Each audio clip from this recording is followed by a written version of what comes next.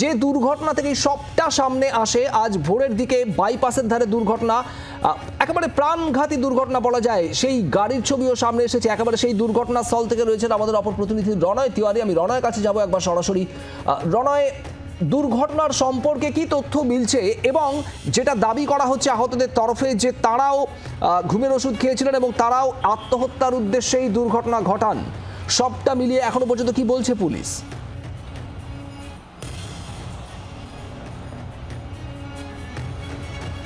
শুভদীপ, যেমনটা বিক্রম বলছিল, অর্থাৎ প্রাথমিকভাবে তদন্তকারী কর্তারা মনে করছেন যে আত্মহত্যাই করার চেষ্টা করেছেন এই পরিবারের সদস্যরা। কিন্তু আত্মহত্যা করলে আলাদা ঘরে যেরকম দেহ পাওয়া গিয়েছে, তেমনি ঘটনাস্থলের ছবিটা দেখাবো। ক্যামেরা পার্সন রানাকে বলবো একবার ছবিটা ঘুরিয়ে দেখানোর জন্যে।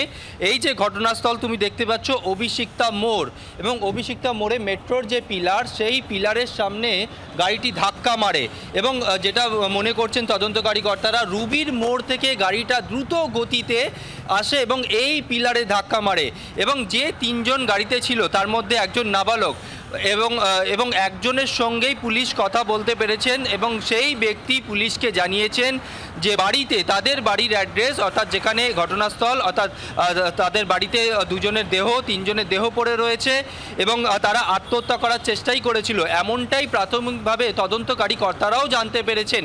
তবে গোটা ঘটনার তদন্ত শুরু করেছেন পুলিশ কর্তারা। আমি যদি আরও একবার ছবিটা তোমাকে দেখাই ক্যামেরাটাকে ঘুরিয়ে, অর্থাৎ গাড়ির স্পিড এতটাই ছিল যে সজোরে ধাক্কা মারে এবং পিলারের নিচের দিকের অংশ, সেই অংশটা পর্যন্ত ভেঙে গিয়েছে। এবং ভোর রাতে যখন এই ঘটনা ঘটে, শুনশান এলাকা বলা যায় এবং পুলিশ কর্তারা যেটা দেখছেন যে গাড়িটার স্পিড কতটা ছিল, ফরেন্সিক আধিকারিকরা আসবেন, সেই গাড়িটার নমুনা সংগ্রহ করবেন, তাতে করে বোঝা যাবে যে গাড়ির স্পিড কতটা ছিল। এবং প্রাথমিকভাবে পুলিশ কর্তারা মনে করছেন যে আত্মহত্যাই করার চেষ্টা করেছিলেন এই পরিবারের সদস্যরা।